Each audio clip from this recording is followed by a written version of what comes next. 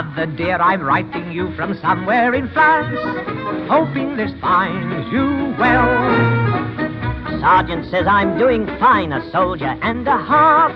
Here's a song that we'll all sing, it'll make you laugh. We're gonna hang out the washing on the Siegfried line. Hello everyone, welcome to July of 39, turn 7, the British and French turns. Yes, it is I, Vice Prime Minister Elite Golden here. I suppose we shall say once more that Parliament is occupying too much time of Prime Minister Lancer Bolts. Boy, he's really gotta talk to him about something. So don't worry, I'm back and I'll help out. All right, so let's get right into it. First thing is technology, so I'll bring you on over. All right, since it's now the lovely year of, well, July 39, we can now roll for stage 3 technologies. So, seeing as we're at stage 2 for both anti-sub warfare and long-range aircraft, I think we'll just try to get those to stage 3 instead of starting new stuff, or actually, yeah, it's either go to stage 3 or start new stuff. All right, easy decision. So, anti-sub warfare first, looking for a 7. Oh yeah, that's a 12. Looking good there. And now on to long-range aircraft, looking for an 8. And that's a 6, no dice. No dice there. So add +1 to that. All right.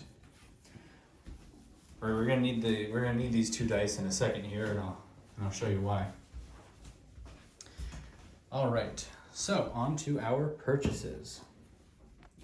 The British will be spending $9 on a light cruiser, $8 on 2 colonial infantry, $7 on a destroyer, and $2 on a militia upgrade. The Far East Command will be spending $10 on a fighter, 4 on a Gurkha, and 2 on a militia. Anzac will be spending $10 on a fighter, 2 on a militia, and saving 5. There we go, 5. French will buy an infantry and save $1. All right, so first things first, the British really don't have much to move, so they won't. So we'll get right into placement for them. Well, I suppose I can do. I really don't know about the Commonwealth. I know they're all kind of like one big pseudo country. But yeah, oh well.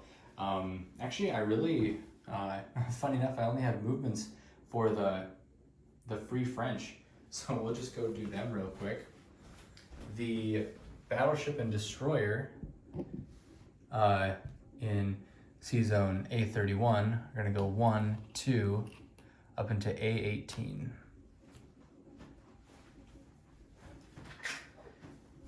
All right, yeah, and then that'll take care of all that, and then I suppose they can go into port because they're, well, yeah, that's a Canadian, and so as far as I know, the Canadians and the Free French are allied, so I think this is allowed. I'm mostly just worried about that German sub getting sneaky and coming on over. I don't think it would be able to do much damage anyway. No matter though. So, super easy. That's all the movements. Let's get into placement. But now on to those 2 dice that I promised I'd tell you about. So, the militia upgrade is going in Gibraltar. Oh, that's right. I'm just gonna real quick take a shot with that seaplane right there at the 2 Italian subs that are at the mouth of Gibraltar. So, yeah, he's doing that. I think he only hits it like a 2 or something.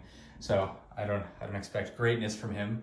Similar to the German seaplane constantly. Oh wow, that reminds me also. the German seaplane. I have some convoy raiding to do over in the Baltic Sea. I should really mark that. But no matter, no other battles were thrown anyway, so it's not like the outcome of this was decided at all. So here's real quick I think the British for their seaplane only get one shot at this, so I'm just gonna roll one blue dice real quick, blue for seaplane. And I'm pretty sure I have to hit him like a 2 or less. That's a 9, so no way that hit anyway. And then I think he gets to stay on the map. I'll just take him back to Gibraltar anyway. Things aren't looking too good over here. And now we'll do the convoy raiding over in the Baltic Sea. Green is the good guys, the allies, and the gray is the Axis.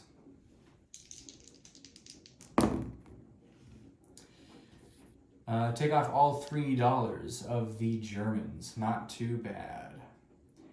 All right, I'm just gonna real quick go drop this dice up there, mark that when I do my unit recap. Okay. So, moving on to the placement. Yes, like I said, I just gave up my 6-sided die. Shucks, what am I doing? No matter, I have more. All right, so onto the interdiction. That militia upgrade is going in Gibraltar, and since there are Italian subs there to block it, let's roll these dice real quick. I think it's D12s, and so we're gonna do this again, where the green are the Italians and the blue are the British. All right, here goes. Ties go to the winner. And the British smoke with an 11 and the Italians 3. All right, easy enough. The militia upgrade takes place and there are now 4 infantry, super cool. All right, the 2 colonials. One is gonna go into Cape Town and the other is gonna go into South Africa. This destroyer and this light cruiser, both getting placed in port with the heavy carrier, the heavy cruiser and light carrier. I'm just gonna go to the Free French because it's super easy. Free French, boom. Infantry in Madagascar. The Far East Command, fighter in Calcutta, because it has to. The militia is going into Hong Kong. Here, I'll rotate you a little bit so you can see it. There you go, Hong Kong. And the Gurkha is going in Sarawak, right there. And lastly, the Australians militia goes up here to New Guinea, and the fighter goes in Sydney. All right, let's do some collecting. The British collect, by my count, my count's a little wrong. I have forgotten to subtract that, all right. So that's 1 off, 2 off, 3 off, 4. The Italians have taken $4 away from the British, by my count, but they earned an extra 1 from the Belgians, 1 more from the Finnish. So by my count, it should be 27. I think the British collect $27 and no national objectives.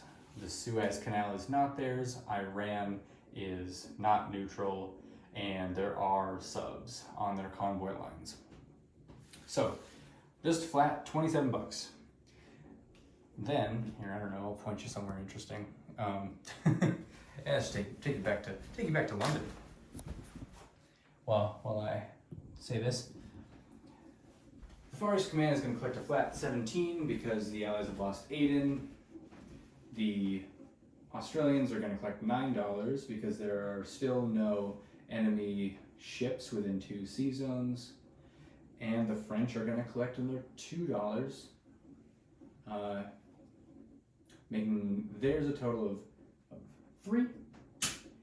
The Australians held on to $5, and so that'll be 14 total dollars.